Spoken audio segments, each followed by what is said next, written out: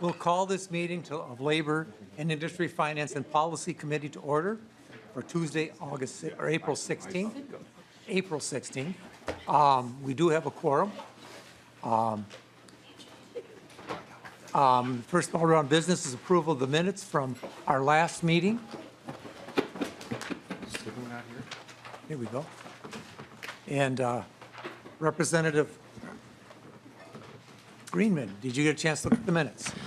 Thank you, Mr. Chair. With the Madam Minutes not here, Representative Jordan, I did get a chance to look at the minutes and will, on her behalf, say so moved. Minutes. So all in favor of approval of the minutes for April 11th, please say aye. Aye. Opposed? The motion's approved. Members, the first bill we have on our agenda today is House File 4509, and we don't have it in our possession, so this is an informational hearing. And I thought I saw Representative Hornstein there. He's hiding there. Welcome to the committee. Tell us what's in your bill. Thank you so much, Mr. Chair and members, for hearing House File 4509. This is funding for a Center for Workforce Development in an area that is in dire need of revitalization. And not only that, but this is really training for the workforce of the future. We have many credible organizations that have put together a package of funding to ensure that the former YWCA building, which was now vacant on Hennepin Avenue, is utilized for a much higher and good purpose. So they have received site acquisition and are in the process of transforming this facility into a workforce development center for a variety of jobs related to and everything from janitorial services to renewable energy, and I have several testifiers that can talk more about this project. With that, I've got two people on my list. You said several. I don't know if that means two. That's two. Okay. You scared me a little bit there. Yeah. Kay Brown is the first person on my list. Welcome to the committee. State your name for the record and proceed with your testimony. Thank you, Mr. Chair, and other distinguished members here. My name is Kay Brown, and I'm Vice President of SEIU Local 26. And I'm here today to support the Rise Up Center. And I have 1,000 reasons I could give you, but I'm only going to give you a few today, okay? I don't think we have time for 1,000. Right, so I'll just give you a few. Our union is roughly 8,000 members, and it's basically consists of security officers, janitorial officers, airport workers, residential workers, and a couple of more that I can't think of right now. But the thing that is really important about this project, we worked very hard to try to put it together. And our workers typically are minority workers. A lot of them are women. Quite a few of them have to work 2 jobs. But the training programs that we've developed is going to help all of our workers to be better prepared to get some of those better paying jobs to better support their families. One of the first our program, since a lot of our members speak different languages, we developed a English speaking program which will help a lot of our members better improve their English speaking skills.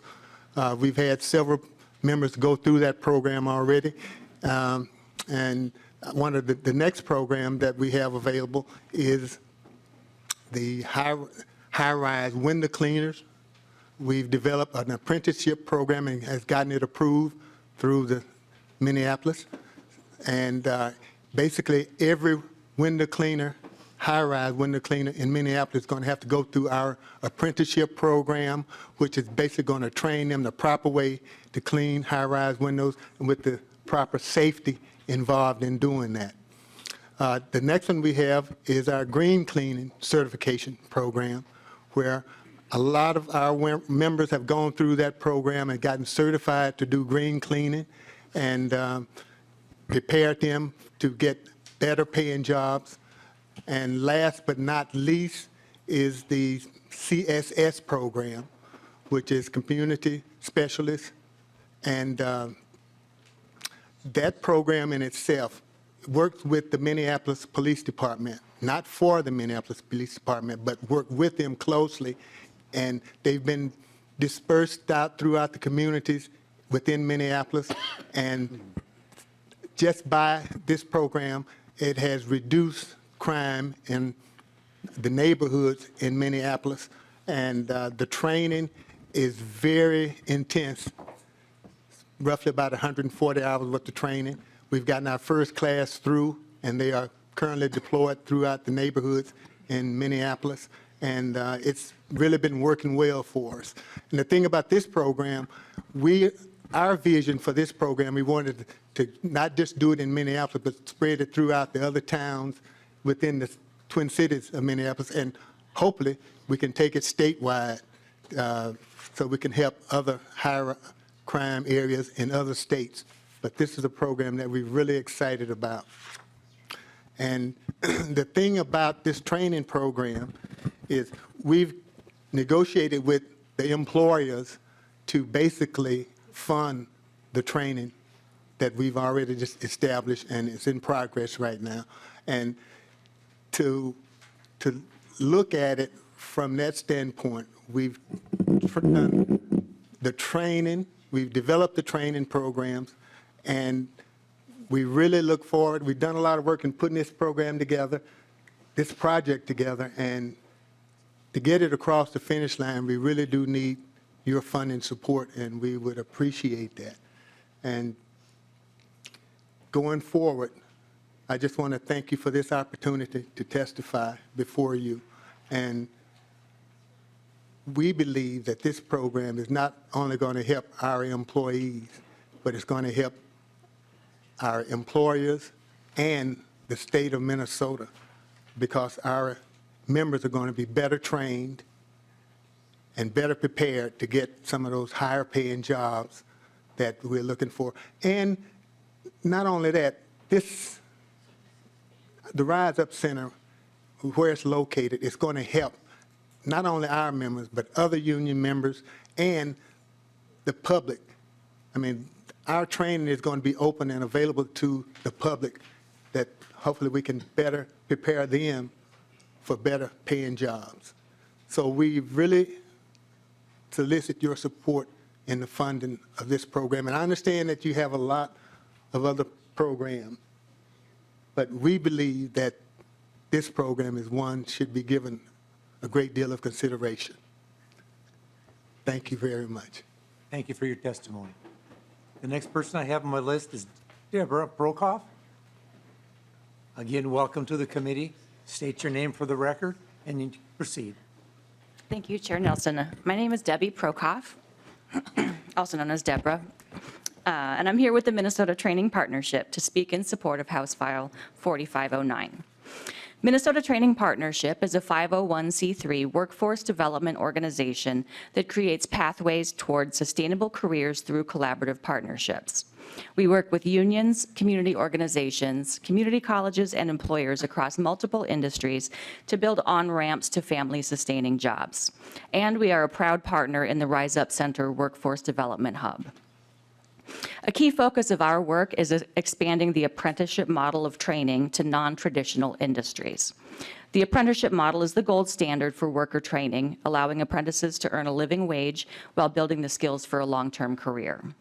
For example, with some of our Rise Up Center partners, we have, as my colleague Mr. Brown mentioned, we worked together on an apprenticeship program for high-rise window cleaners, which is only the second such program in the nation, and helped to develop and deploy an innovative neighborhood safety apprenticeship program, which equips local residents with skills such as de-escalation and mental health crisis response. With other partners across Minnesota, we have also worked to develop and support apprenticeships in the following ways. We are currently developing a registered apprenticeship program for broadband installation technicians, which will launch first in the Brainerd area, with plans to expand across the state and into North Dakota within the year. We are working with the United Food and Commercial Workers Union and several grocery chains in the state to administer their new registered apprenticeship program in retail meat cutting.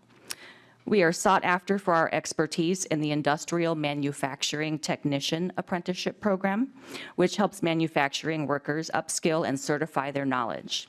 We have deployed this program to train and credential workers in a variety of industries, including industrial baking, metal fabrication, and paper manufacturing. In addition to apprenticeship program development, we have also brought hundreds of thousands of dollars from the Department of Labor and other funders to help support manufacturing apprenticeship programs across the state. As you can see, Minnesota Training Partnership plays a key role in helping workers advance in a variety of high-demand industries while helping employers fill their critical workforce needs. We look forward to continuing and expanding this work with our partners in the Rise Up Center and across the state. The support offered by House File 4509 will help to ensure the ongoing viability of this diverse training hub in our community. Thank you. Thank you for your testimony. Any other testifiers? Anyone needs to testify in this bill? If not, questions? Discussion from the Representative Schultz? Thank you. You were kind of tied, so. Representative Schultz? Thank you. Actually, I had a question for you, Mr. Chair. Yeah. Do you have a purpose or with this particular language and bill? Yes, I was asked just after our last meeting when we talked, somebody asked me what our target was about. I was asked by the speaker to include this in our bill. The money for it is coming with it, and that's why we're hearing this, so that we can include it in our finance bill. Thank you, Mr. Chair. Can you remind me what our budget target is? It was, our original budget target was $1 million. We hadn't spent all of that.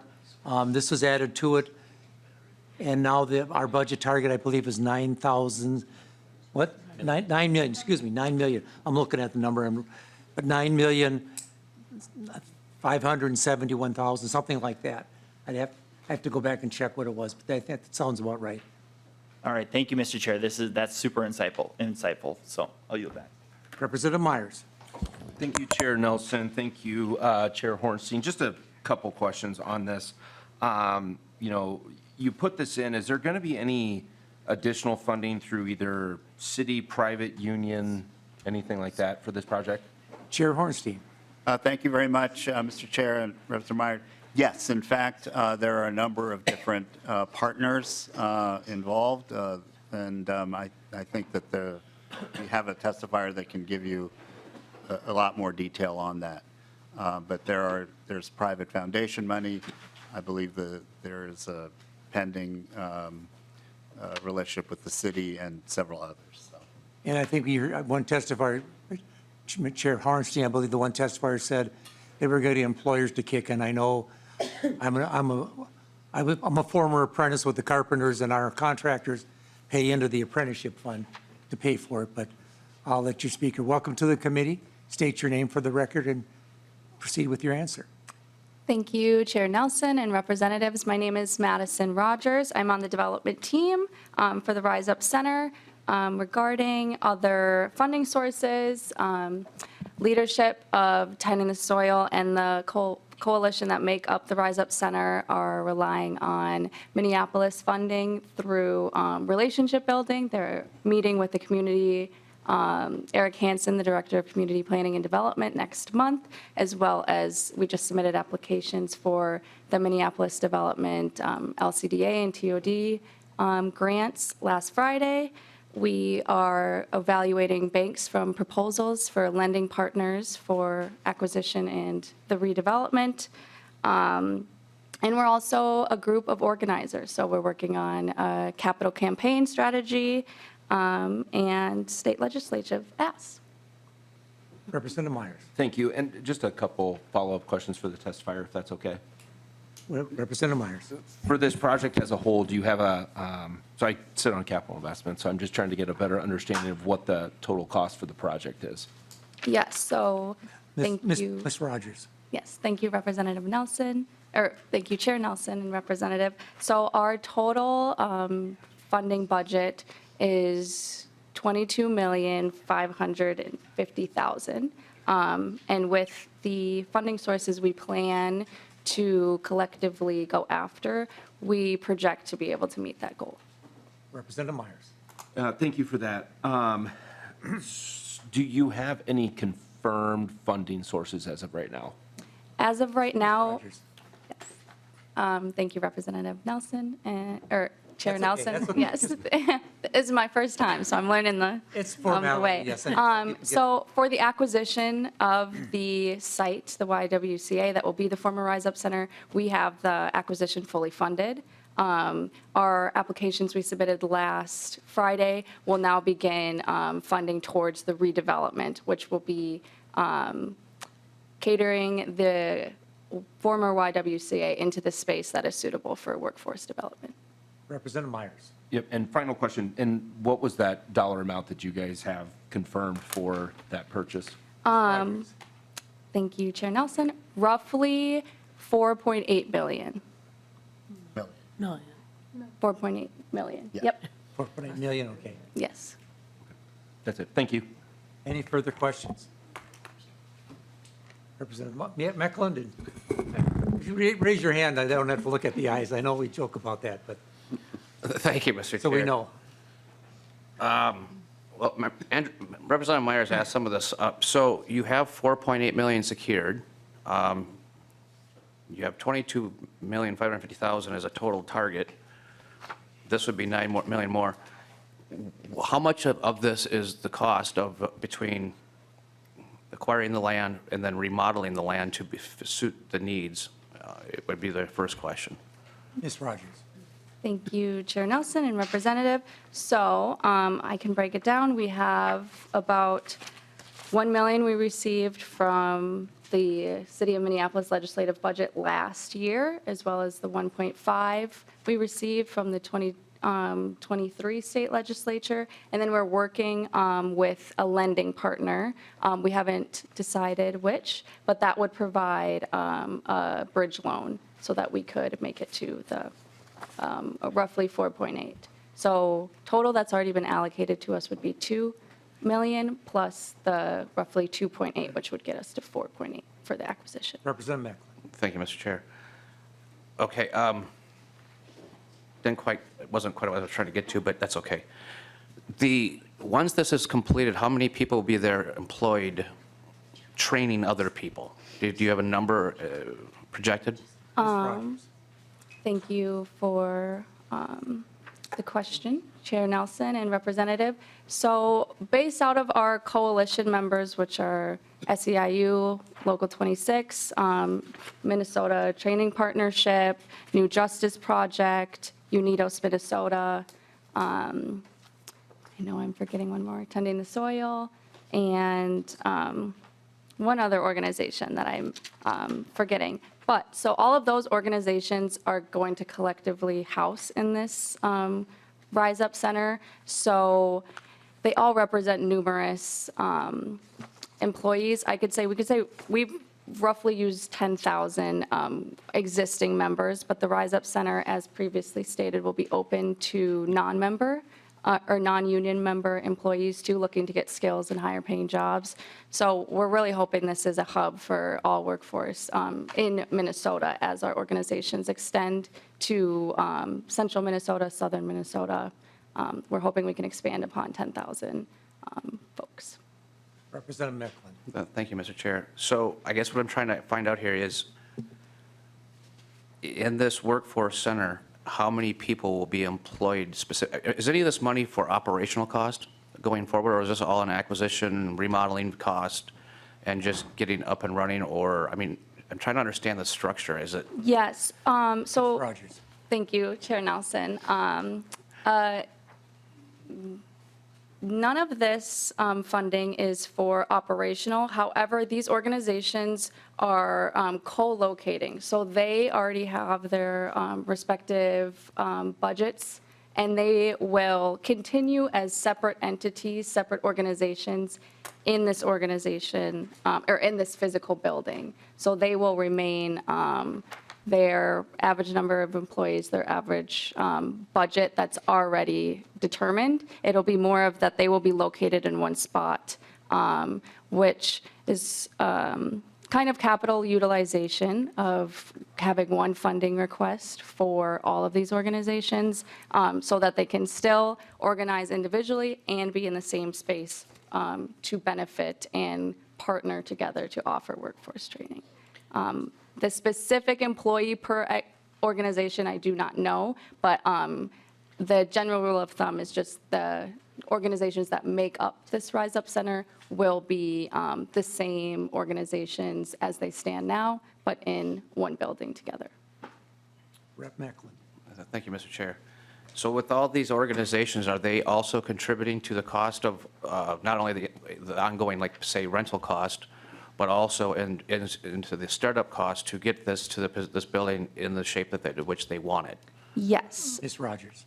Thank you, Chair Nelson.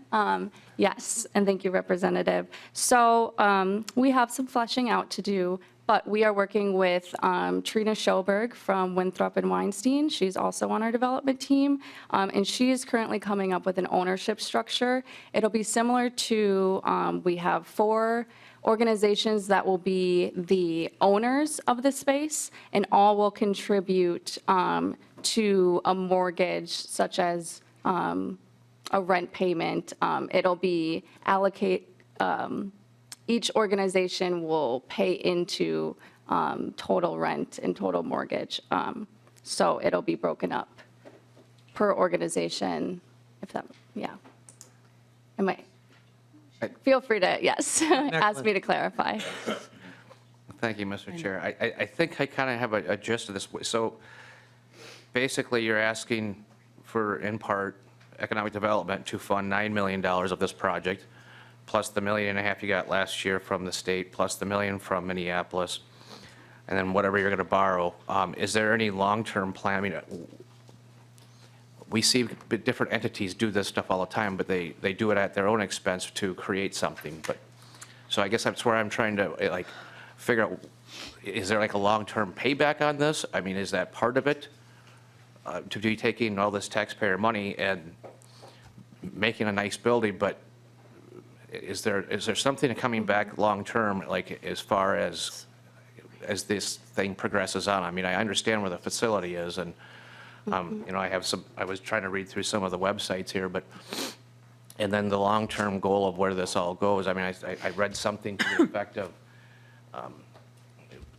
pushing to decrease in public safety budgets at the city, county, and state level, and then organizing their community to then do these types of things. But what does the overall long-term picture look like for all of this as a conglomerate? Yes. Ms. Rogers. Thank you, Chair Nelson, Representative. The long-term goal is somewhat touched on previously, to create a workforce development hub.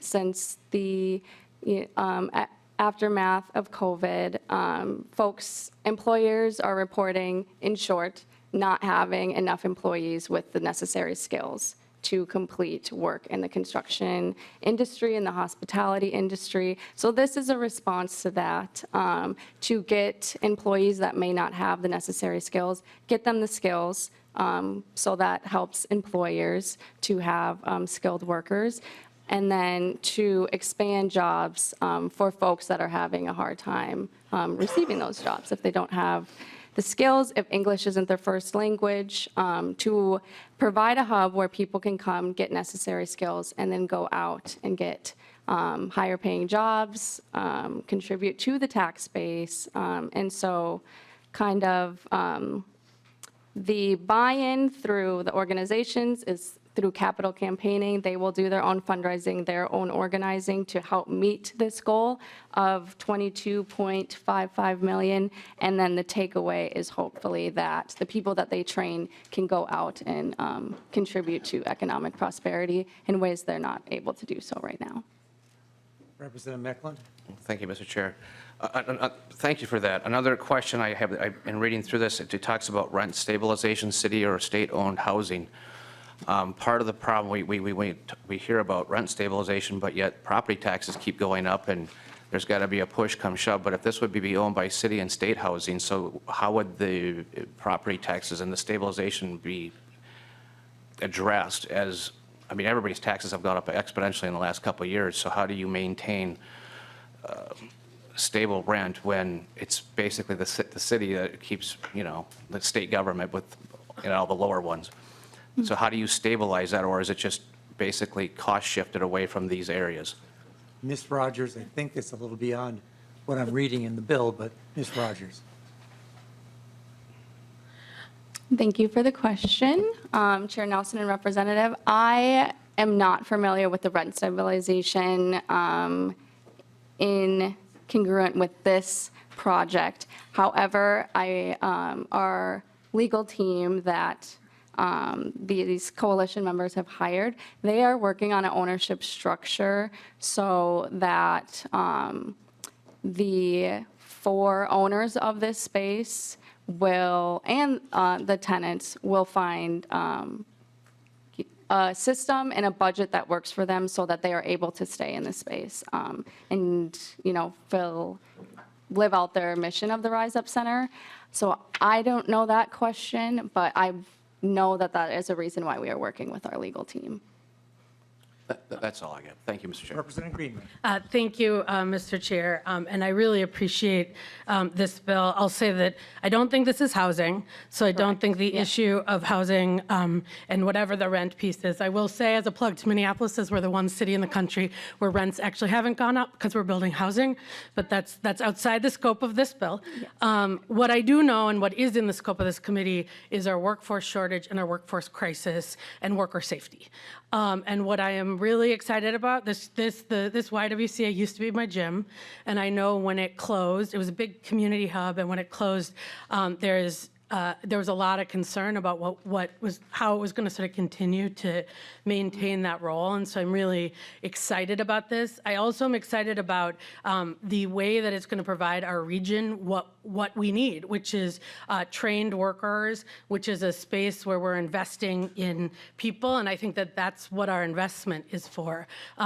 I have had a chance to talk to some of the window washers, and for folks, when you watch window washers up there, many of them go with very little training, and the work that has been done to create this kind of training that both keeps them safe and ensures that we're moving that industry forward is really, really, it's been an important thing for a while, and I'm really excited and glad to know that it'll have a home there.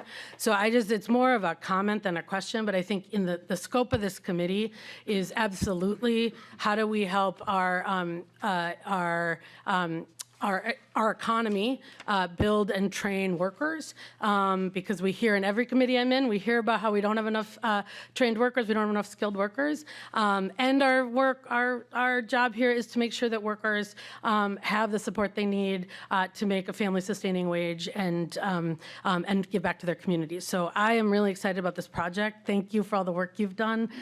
Thank you, Representative Hornstein, for bringing this bill forward. Any further questions? Representative Schultz. Thank you, Mr. Chair.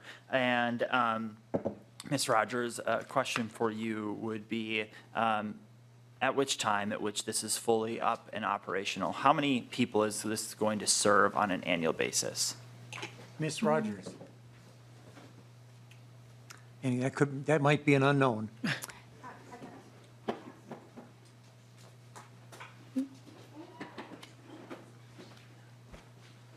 I see somebody else might have the answer to that. Yes, Welcome to the committee. State your name for the record, and then you can Sir. answer the question. Sarah Lopez, Policy Director with Unidos Minnesota. Thank you, Representative Schultz, for your question. We are looking at a facility that's going to be able to train about 3,000 people annually. Some of the trainings are already up and going. Our training with Minnesota Training Partnership and Unite Here 17 has been going for a year. Trainings at SAU Local 26 have been going for about three years. And in terms of like the timeline for the project, we are in 2024 spring and summer. If we are able to get your support for this project, we are looking at hiring contractors, continue our capital fundraising campaign, and secure financing. Then 2024 during the fall, we're looking at demolition and finalizing our capital campaign. Winter and fall 2025, that's when the new construction will start. Fall 2025 and winter 2026, that's when the moving begins. We are a shovel-ready project, and we're confident that this is a sustainable, sound investment that will skill up the workers that we need for the state. As you know, as Representative Greenman mentioned, the state is in need of more trained folks to join the workforce. Thank you. So, Ms. Lopez, you're moving existing training programs into one building and sharing the space. Thank you, Representative Nelson. Yes, some of the programs are already developed. Some will start at the Rise Up Center. So it's a combination of different programs that will be hosted at the space. Representative Schultz. Thank you, Mr. Chair, and you actually helped me a little bit there by just gaining a little bit greater understanding. So based upon this expenditure, how many new programs and basically how many new people will be served because of new services provided by this building? Ms. Lopez. So last year, the programs were able to serve about 150 people. With the scale up, we hope to serve, as I mentioned, 3,000 people. So our partners include Unite Here Local 17 and the Training Partnership, which have been operating for a year. The Future Builders Co-op, they're already have been operating for another year. Unidos Minnesota and a partnership with the New Justice Project that has received a lot of support from the trades. SAU Local 26, their training started about 3 years ago. Unite Food and Commercial Workers, Local 663, they will be starting their trainings in the facility. And this scale up is going to, as I mentioned, allow us to train about 3,000 folks a year. Representative Schultz. Thank you, Mr. Chair. And $9 million is a lot of money. And frankly, it's larger than sums of money that were allocated in the way of county program aid to whole counties in my district this last year. So especially I want to center us around that. $9 million is more money for one building and one structure than an entire county that has 25,000 residents in my district. And so that's a lot of money. Second question or I should say the question that I have is really when we look at tending the soil, my concern here, or not concern, I want to just ask a very open-ended question. Has tending the soil ever taken a position on issues that are literally in the opposite interest of the state of Minnesota? Representative Schultz. Ms. Lopez. Thank you for your question. What we want to achieve with this facility is to train folks to join Minnesota's economy. We see this as a regional hub. For example, our organization has members in Mankato, Worthington, and different parts of the state, as well as UFCW Local 663. So for us, this is a project that will benefit the entire state of Minnesota. And the purpose of the project is to make sure that folks get good jobs that will lead to a living wage so folks can stay in the state and raise families and participate in our economy. Representative Schultz. Thank you, Mr. Chair. I'll just mention from the information that I've been able to read, just reading about tending the soil, that there is concern that that the organization has taken positions that are against law and order and common sense policing in our state, that the organization has taken positions against a strong, growing, and thriving economy that allows for businesses to thrive in our state, and several other direct things that run counter to a positive working relationships between people of all races and creeds.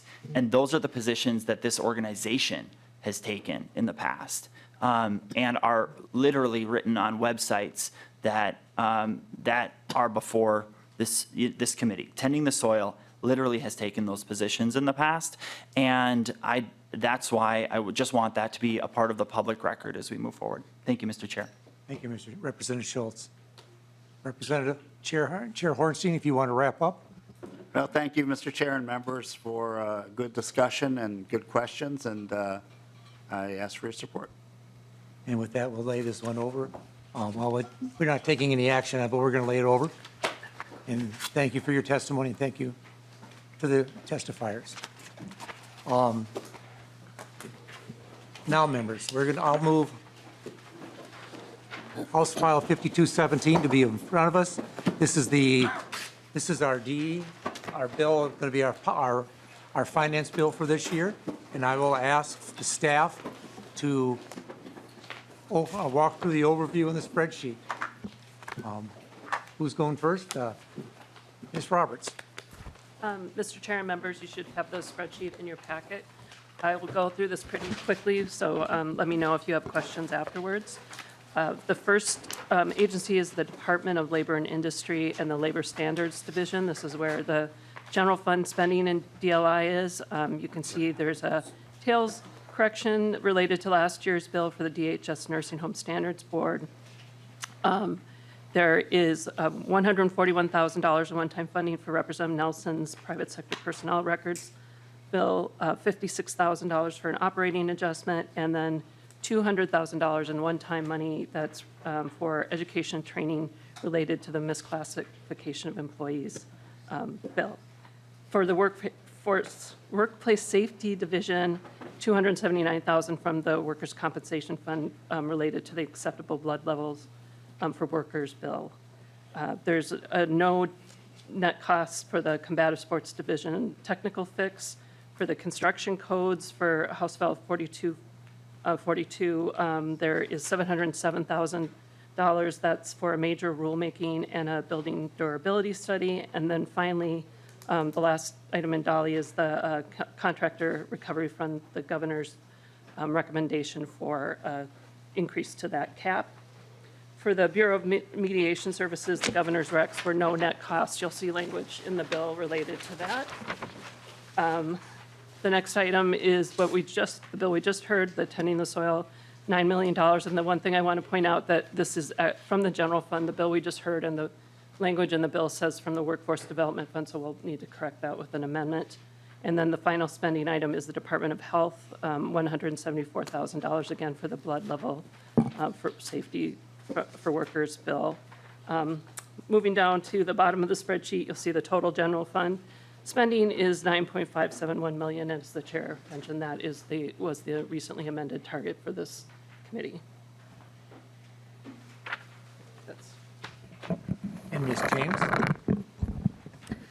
Thank you, Mr. Chair and members. I am going to go over the language in House File 5217 as amended.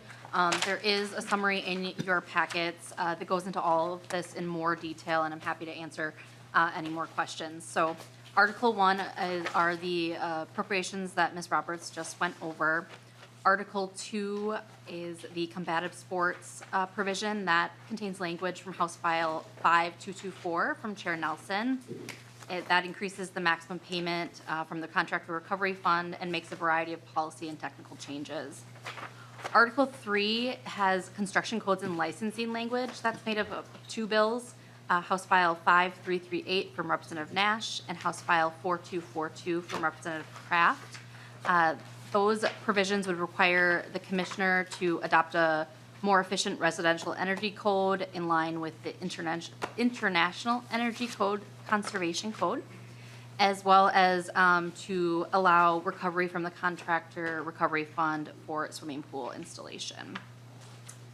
Article 4 is the language from the underlying vehicle bill, House File 5217 from Chair Nelson, and that contains the Bureau of Mediation Services, the language related to the appropriation changes in Article 1, in relevant part repealing the laws and rules for the Labor Management Committee grant program and requiring BMS to pay for the peace officer grievance arbitrator training. Article 5 is the Pell Roll article from House File 3415, which is a Representative Jordan bill. This article makes several policy and technical changes to modernize language and provide additional clarity. Article 6 is the University of Minnesota Collective Bargaining Units. That is from House File 4508, a Representative Jordan bill. And that amends Pell Roll provisions to allow employees, including student employees, more flexibility in their bargaining units. Article 7 has 3 miscellaneous labor provisions. This article is made up of House File 4994 from Representative Coulter, and that has prevailing wage requirements related to the TIF financing and construction exemption. It also has House File 3522, the personnel records language from Chair Nelson, and then the House File 4713 from Representative Curran, which requires rulemaking related to the workplace blood lead level standards. Article 8 is about broadband and pipeline safety. This article is made up of House File 4659 from Representative Berg and House File 4626 from Representative Hapke. And together, these provisions establish and modify safety-related provisions for broadband, internet installation, and pipeline infrastructure. Article 9 is Representative Greenman's House File 4444, the employee misclassification prohibited. Just high level, some of the changes in that bill on the misclassification provisions are found in Section 7 and 8 have the substantive provisions for general employee misclassification as well as construction employee misclassification. There's a new multi-part independent contractor test for building construction and improvement services, and it also creates a multi-agency intergovernmental misclassification enforcement and education partnership. Say that fast. Sections 13 to 25 then make related changes in the construction codes and licensing as that pertains to employee misclassification. And finally, Article 10 is from House File 3488, Representative Stevenson, and that provides regulations, compensation, and reinforcement provisions related to minors appearing on the internet on platforms where the content generates compensation. So that was very high level and very quick. I'm happy to answer any questions. Questions, Representative Myers. Thank you, Chair. Just for staff, can you define what compensation is on Representative Stevenson's bill? Does that mean, somebody using a child to get donations? I'm just wondering what. Ms. James. Mr. Chair, Representative Myers, I will need to pull up the language and see if there's a specific definition for compensation. I can do that now. You can come back. Okay. Representative Myers. And then I do have another question, and this won't be like last night, but would Representative Jordan yield for a question? Representative Jordan, yeah, go ahead, ask your question. From your collective bargaining on the University of Minnesota, has anything changed from what was previously brought forward to what it is in here now? Representative Jordan. Mr. Chair, Representative Meyer, no. Okay, thank you. That's all I had. Further questions? Representative Schultz. Thank you, Mr. Chair. I wanted to kind of ask a little bit about a couple of the broadband components that we saw earlier this year, and it looks as though, and I could have it wrong, but it looks as though we have both both broadband pieces of legislation that I think we heard just, what was it, last week or 2 weeks ago. Is that true? Are they both components included in that? My understanding is yes. My understanding that they are working, both of them are working with the general public and the people that are interested in this bill, and we're trying to work it together. And we're, hopefully, by the time we pass this off the floor, we'll have consensus, peace in the valley language between the two bills. Thank you, Mr. Chair. I actually appreciate hearing that because I'm a bit concerned with the two bills that had been put forward and how they might be in competition with one another in essence, and the fact that I think that especially if put together could result in higher fees and costs to consumers. So those are a few things that I just wanted to get clarity on. Thanks. Any other questions? Representative Mecklin, did I? I already raised my hand for him. Okay, I didn't see. I see you on the list here. Okay. I'm looking over there. I wasn't looking at the list. Fair enough. Department of Labor, if somebody from the Department of Labor could answer a question for me, potentially, and it goes to this including pool installers to the recovery fund. I actually got testifiers, so Ms. Peruchek want to come down? She can maybe answer your question and then give her testimony. Yeah. Or Mr. Chair, or perhaps Mr. O'Neill, because I have a couple of questions regarding this. Welcome to the committee, and why don't we do this? Why don't you we'll hold that question. We'll let them give their testimony. I've got 4 people on the list here. I got ahead of myself, and then maybe they can answer your question with their testimony. Welcome, Ms. Peruchek. Welcome to the committee. Thank you, Mr. Chair and members of the committee. Thank you for the opportunity to testify today. My name is Kate Peruchek, and I'm Deputy Commissioner at the Department of Labor and Industry. I'm pleased to be here today to speak in support of several provisions of House File 5217, the Labor Supplemental Budget Omnibus Bill. I'd like to thank you, Chair Nelson, for including the department's supplemental budget priorities in the bill. These priorities include modifications to the Contractor Recovery Fund, the Office of Combative Sports Statutes, and important measures to help combat employer misclassification fraud. The Contractor Recovery Fund, which is funded by a fee on residential building contractor licenses, compensates owners or lessees of residential property in Minnesota who have suffered an actual and direct out-of-pocket loss due to a licensed contractor's fraudulent, deceptive, or dishonest practices. Increasing the maximum amount a homeowner can receive from the fund from $75,000 to $100,000 will allow homeowners to recover more of their out-of-pocket loss when a licensee fails to perform their contractual obligation, while protecting the financial health of the fund. The combative sports changes in House File 5217 are intended to better protect combatant safety and health, and include technical fixes to the law that passed last year, clarifications of regulatory authority for youth events, the addition of basic experience requirements for individuals looking to be licensed as a combatant, fee calculation adjustments, as well as allow DLI to share combatant medical records with ringside physicians and doctors performing the pre-bout exam. Finally, the bill includes measures to combat employer misclassification fraud. When employers misclassify workers as independent contractors, workers miss out on basic workplace protections, such as the right to unemployment insurance, workers' compensation coverage, overtime, minimum wage, earned sick and safe time, and more. The provisions in this bill will give the department the tools necessary to combat employer misclassification fraud and require the agencies responsible for misclassification enforcement, as well as the Attorney General's office, to coordinate their efforts. I did want to comment on a few additional provisions in the bill. First, I appreciate that Representative Kraft consulted with the department on the residential energy code changes in House File 4242, included in Article 3, Section 1 of the omnibus bill, and addressed concerns we raised as the bill progressed through committee.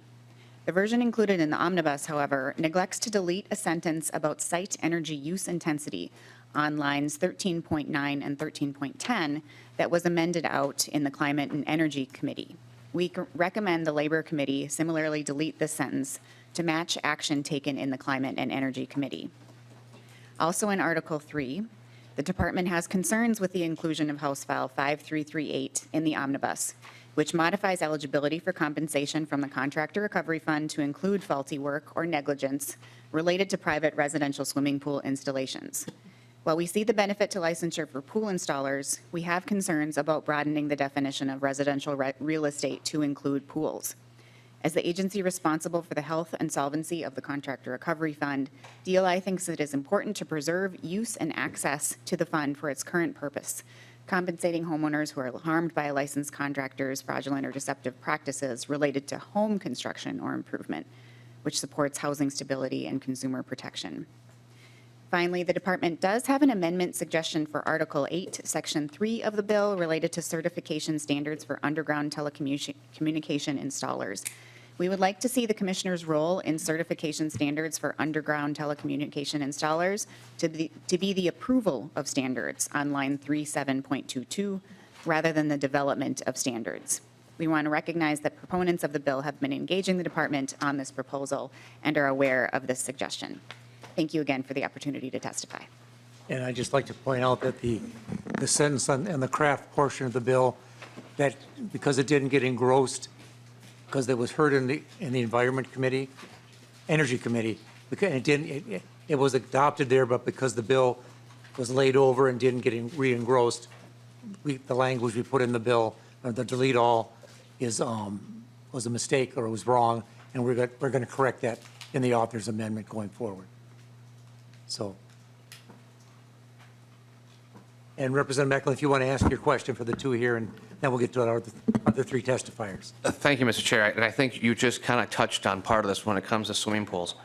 And based on what we heard, I mean, these stories are awful, which we heard the other day, where people were taken for a lot of money. However, I think you're touching on exactly where my concern lies, that at what point do we add landscaping and fence installers and everything under the sun that, you know, you can spend a lot of money on some of those on landscaping. And while it's very unfortunate, but like the solar, when we added solar, it was only the solar that was directly attached to the roof of this primary structure. If you want to put solar panels out in your yard, that wouldn't fall into play.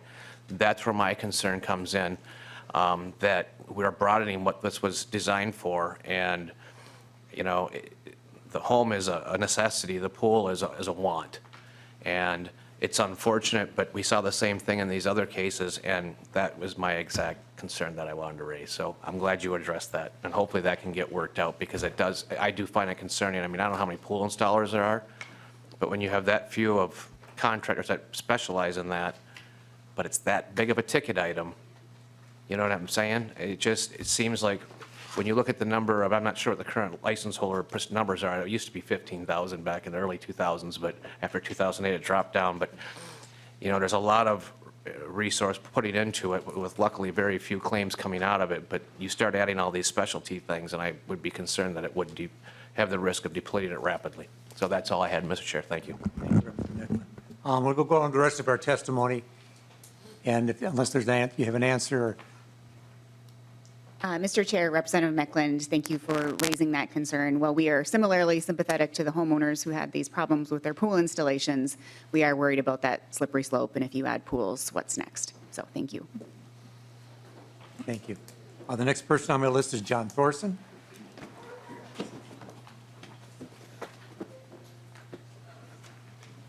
Welcome to the committee. State your name for the record. Good afternoon, Mr. Chair, members of the committee. My name is John Thorson. For the record, my name is John Thorson. I'm Legislative Director for LIUNA, Minnesota, North Dakota. We're a union of 14,000 men and women who build and maintain our state's critical infrastructure. I'm here today to support three provisions of House File 5217 as amended, in particular Sections 1 and 2 of Article 7, Article 8, and Article 9. First, Article 7, Sections 1 and 2. We believe this provision will ensure that capital projects funded through tax increment financing or receive support through construction material sales tax exemption are covered by prevailing wage in a manner that's consistent with similar projects supported by state bonding or receiving tax credits for economic development purposes. Doing so will level the playing field for high road contractors by increasing transparency through certified payroll reporting, and provide state and local governments with the most effective tool for preventing the intentional misclassification of construction workers. In Article 8, this establishes guardrails to ensure that broadband is not being deployed at the expense of worker safety, public safety, or in ways that compromise critical gas, electric, water, and telecommunications infrastructure. It does so by establishing a basic safety training standard for the installation of broadband, similar to what exists today for pipe laying in Minnesota, and it holds bad actors accountable for damage to critical underground utility infrastructure when broadband is installed. This provision raises quality and safety standards. It enhances worker training, seeks to reduce workforce turnover, and helps ensure that public investments in broadband will deliver middle-class jobs in every corner of the state. I want to thank Vice Chair Berg for authoring this provision. As she's instructed, we continue to have productive engagement with important stakeholders in this space, including MREA, the Telecom and Cable Associations, DLI, the Office of Broadband Development, Commissioner Verlick, and we're all working toward raising transparency, training, safety standards of broadband deployment throughout the state. Article 9 addresses the misclassification of workers, which is a widespread and pervasive practice in the construction industry today. The intentional misclassification of workers is so prevalent in construction because the financial incentives to do so are too great and the tools of enforcement are not adequate. It's reported that over 20% of Minnesota's construction workers are either misclassified as independent contractors or paid off the books.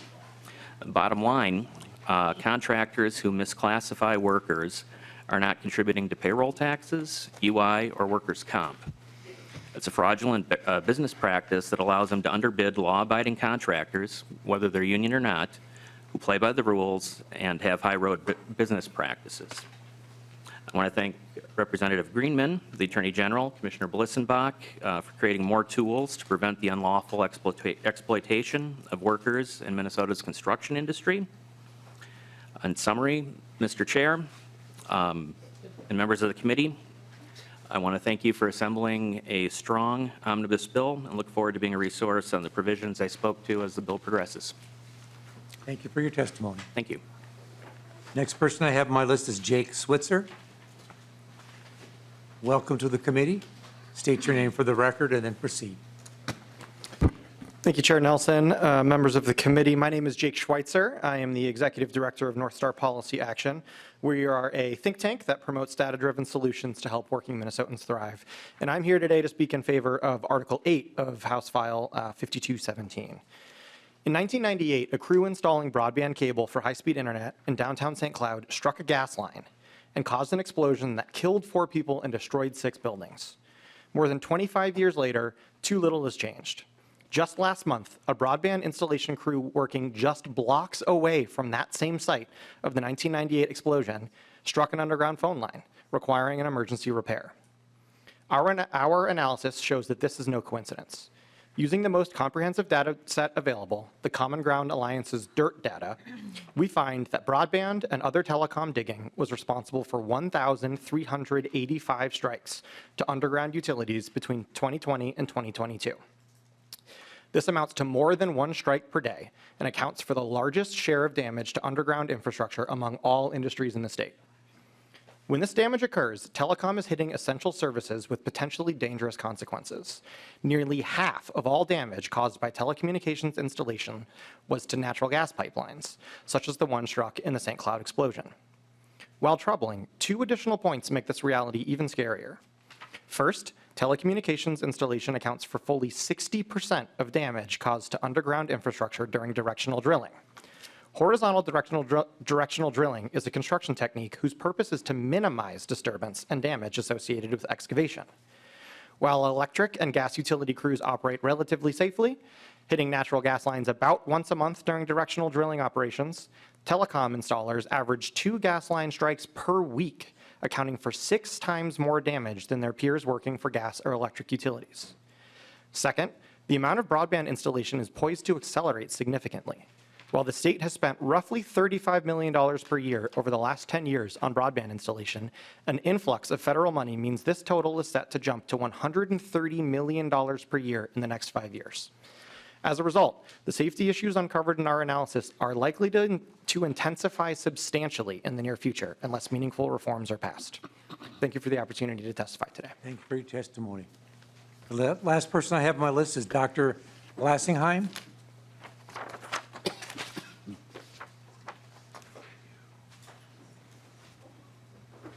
Again, welcome to the committee. State your name for the record. Good afternoon, Chair Nelson and members. Thank you very much for having me. My name is Dr. Tracy Blossenheim. I've worked at the University of Minnesota for over a decade. And during that time, I've taught countless students, educated them on U.S. foreign policy and global affairs. I've helped them land jobs and grad school admission and have secured tens of thousands of dollars in research grants for my university. Yet because of PELRA, I'm classified as staff, not faculty, and my job is defined by precarity. I work on last-minute, short-term contracts for unlivable pay, and I have no academic freedom protections or benefits of really any kind.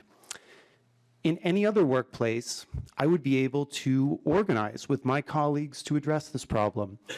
Yet because I work at the University of Minnesota, that is impossible. The law makes it impossible. If the esteemed members could please find the document, Bargaining Unit 11 at the front of their packets, our large packet of letters, you will be able to see this problem for yourselves. This is my mandated unit under PELRA. If it's hard to read, I can assure you it was even harder to fit on a single double-sided sheet. To form a union, my colleagues and I would have to organize thousands of staff specialists in HR, IT, athletics, marketing, student services, and plenty more from all across the U's 5 campuses. But not faculty instructors. PELRA puts them in Unit 8. We teach the same courses, but we are barred by the law from bargaining together. This unit, Unit 11, is just one of 4 gerrymandered bargaining units in PELRA. Together, these units put collective bargaining out of reach for over 2/3 of the U of M workforce. Thankfully, Article 6 of this bill offers a common sense solution to this mess. It removes these extraordinary barriers and lets us play by the same rules as other public sector workers. Over 2,000 employees at the U in the last month and a half have signed a petition urging you, our representatives, to end this state-sanctioned union busting. Our need is urgent, but our request is quite simple. Unrig PELRA and restore our right to decide if we want a union. Thank you. Thank you for your testimony. Ms. James, did you get an answer to the question for Representative Myers? Mr. Chair, Representative Myers, so in Article 10, there is not a definition for compensation. In Section 4 of Article 10, it talks about how minors appearing in content are to be compensated. It talks about that they will receive 100% of the profits on video content if they appear at all. So I would take that to mean any of the profits from a video being distributed. I don't know if that's clicks or what that would mean, but it is not defined explicitly in the bill. Representative Myers. Yeah, thank You're you. the first person I have on my list anyway, so Okay, Representative Myers. yeah, and thank you for that. I'm just wondering if there may be some clarifying language for, nonprofits or somebody that are using, youth programs, something like that, if that may be a consideration that we can look at. I do have a follow-up question for the Deputy Commissioner, if she's willing to answer a question. I see her heading down to the table.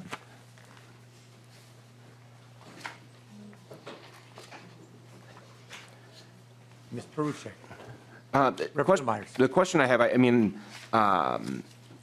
was at a soccer game with my kids this weekend, and a parent came up to me and was talking about, a long process they've been going through with the builder for years and years and years. They were talking about the amount of money that they probably are going to lose, and they're, concerned with how far they can push it versus what they can recover under the recovery fund.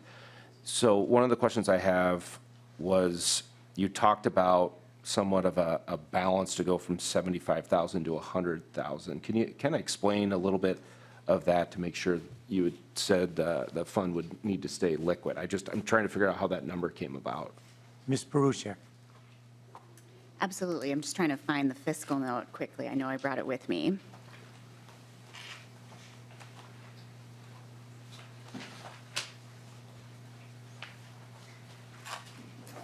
So, Mr. Chair, Representative, between 2019 and FY23, there were 54 claims that were submitted at or above 75,000. 20 were for exactly 75,000. 24 were greater or equal to 100,000, and then there were 10 that were between 75,000 and 99,000. So we thought raising it from 75,000 to 100,000 was really the sweet spot based on the experience and the number of claims and the amounts they were submitted for. So using the ratio of those 34 total claims providing total losses greater than 75,000 over the last 4 years, we're estimating that there would be 11 claims annually exceeding that 75,000 with an additional average payout of $20,738 for each claimant. And I think I'd mentioned in my prior testimony that that would be an estimated impact to the fund of $228,000 annually. And that, Ms. Parushek, those have to be licensed contractors paying into the fund to be able to collect against them. That is correct. Yeah, thank you. Thank you.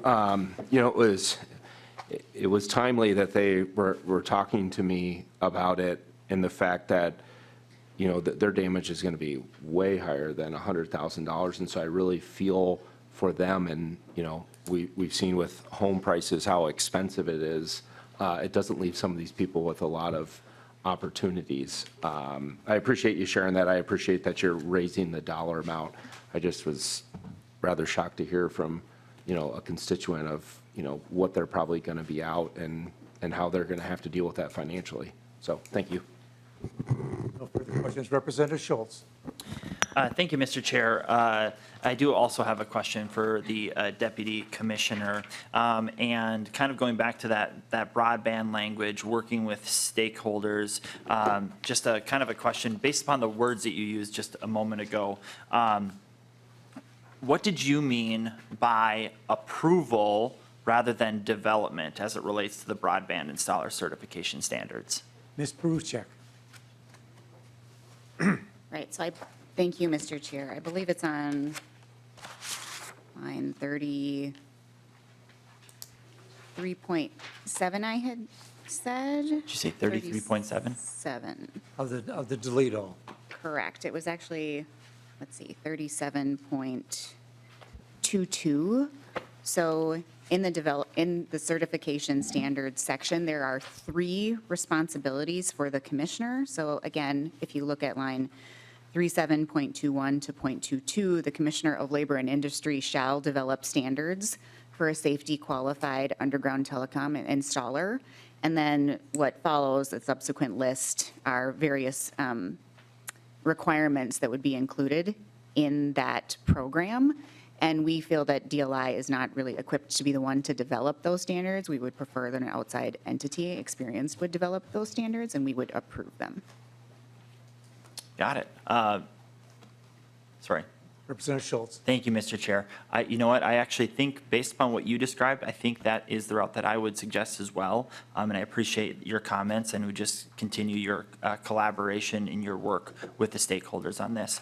I think I did have one other question, if I can find it here. Oh, and this might be for you, it may be for Representative Greenman, but I wanted to find if there has been any substantial changes to what was House File 4444 and the worker misclassification, or if there are ongoing discussions that are currently being had. Rep. Greenman.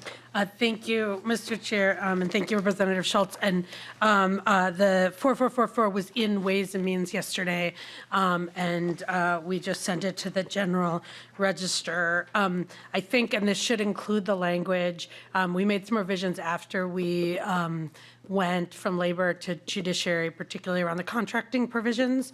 And so I can show you those. I believe that they're reflected in the current language around the written contract after a lot of feedback, actually, from both builders, from some developers, and from some of the associations.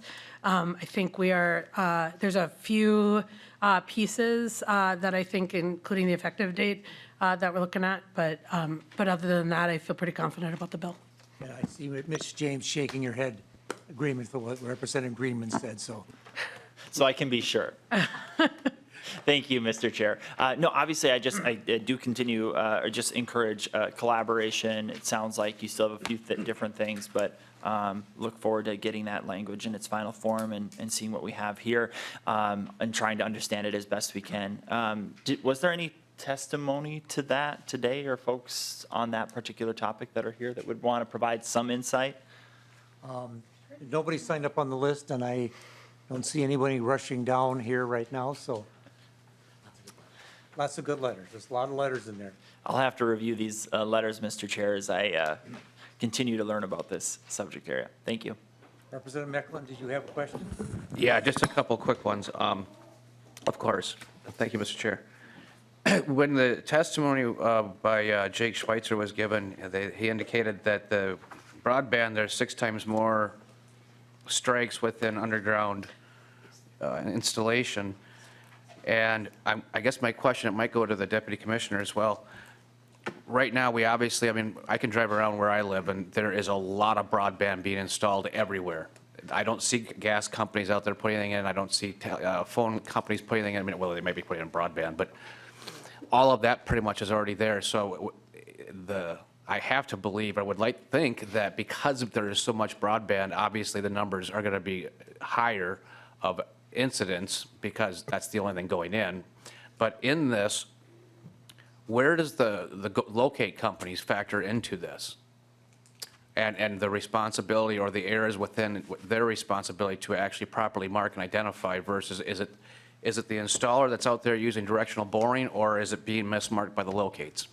So Schweitzer. Mr. Chair, thank you. Representative, thank you for the question. The data we're looking at here doesn't lay fault on locate or anyone else. It's simply by industry performing the work. That being said, given the tremendous delta in industry by industry, I think it would be fair to assume that if there is an error rate on locates, it's probably consistent across who the installer is, right? So if there is a certain percentage of error rate on locates, to make up a number, this isn't, let's say 10%, that would be consistent if you are installing a gas line versus installing a broadband line. I would be surprised if locates are, for whatever reason, much more error prone on broadband installation than something else. Does that make sense? Representative Mecklen. Thank you, Mr. Chair. Not really. I thought you were going one way, then I thought you were going the other. So when I call for locates, I don't get to choose who does that. That's all done. I don't know who decides for go for one. But this has been a problem over the last 5-6 years. There was a big transportation project on 94, and it was a massive project, and they claimed they did the locates when they had not. And which was ironic because that particular contractor had called me about it, and I was literally sitting at my computer, and I had already put my footings in on a deck project, and 2 weeks prior, because they had closed out the locates, and on that day, one of the utilities got back to me saying they had just completed it, which it had already been reported 2 weeks prior. Mm-hmm. So, and I know some of these broadband installers where, and I can drive around anywhere in my area and I see all the flags out there, all the paint, everything. In fact, my driveway still has it on there. But to me, it seems that, I'm not saying that the installers may occasionally make a mistake, but the locates are everything. So if you don't have data showing the errors of the locating people, how can you say it all comes down to the installation people when we have to solely go off what they mark? Mr. Chair. Dr. Schweitzer. not a doctor, but thank you. Mr. Chair, Representative, I was certainly not meaning to absolve the role of locates in this. We know that's an issue. My point was that, again, given what our data shows that, there is a much larger number of accidents happening in telecom installation than in other installation. I would also say it would be unfair to solely blame the locates for that. There's a difference happening in the quality of installation between these industries. That is what's concerning us, and I believe driving the dramatic differences between industries here. Representative Mecklen. Thank you, Mr. Chair. So do you have data that would show, I see he's getting a phone a friend.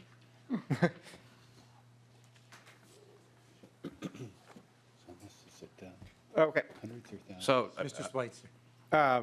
My colleague and research director says that the data does show, and forgive me if we didn't include this in the write-up, but I'm happy to follow up here with the data that we're relying on, does show that more than half of the data is due to excavation practices.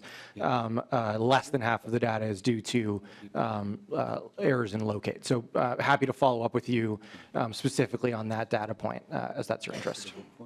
Representative Mecklen. thank you, Mr. Chair. And that's good to know. I mean, because I believe it was 5 or 6 years ago, there was a big change in who was being contracted to do the locates. I'm looking to see if either of the Department of Labor people remember this. But I know we were having significant issues whenever that change occurred because they were contracted out of an outstate something, as best I recall. And they certainly didn't have the same timeliness manners. They were not very, I mean, there was significant issues that continued on for quite some time. In fact, even when they just did it they came down our road, they painted the power line right down the middle of my driveway, which I've had it done there enough times that I know where the power line is, because they were going to tear up my entire asphalt driveway. And I made them redo the locates and bring them back out, and I was correct. It's 10 feet to the north. It doesn't even touch the asphalt. So that is a part of a concern. Going back to what you said about when it comes to telecom, they're having higher rates of incident. Do you have the data showing how many miles of gas line, how many miles of all these other utilities are put in last year compared to how many miles of telecom? I do not have that in front of me and can try and follow up on that if that's available. Representative Mecklen. Thank you, Mr. Chair. That would be very beneficial because I'm from what I'm seeing out there, and I see all these companies, they're all laying broadband right now. There's no new gas lines going in. There's no new, all these other things. Obviously, where I am, the power lines are pretty much mostly overhead until it drops down and for the feeder going into the house. But that's all pretty much there except for new construction. So when you're going down these right-of-ways or the easements, or whatever I'm trying to think of, where there already is all these utilities, it would make sense that there's obviously a lot more because everybody else is already in place. So I'm not justifying them, but there's a lot of factors involved here. So thank you, Mr. Chair. Mr. Chair, if I may Mr. Schweitzer. respond on that point briefly. Great point. I'll also say that that work is going to accelerate as we find federal investment in broadband installation is increasing significantly over the next few years. And that is also a concern on this side. If this accident rate, remains steady as the infrastructure investment increases, one would assume that accident rate is going to increase at broadband installation as well. So now, we believe now would be the time to get ahead of this with some change in safety standards and training standards before this work increases even more than it already has. But thank you for the time. Seeing no further questions, members, when you put your stuff back in the packet, we're going to, we're going to need these same ones for next week, or not for Thursday, I should say. Amendments are due 1 o'clock tomorrow, the bill, to the delete all. And so like I said, keep your things in your folder from today. We're going to come back to it. And there aren't any further questions. I'm not Members, there anymore. got any further questions? We're adjourned.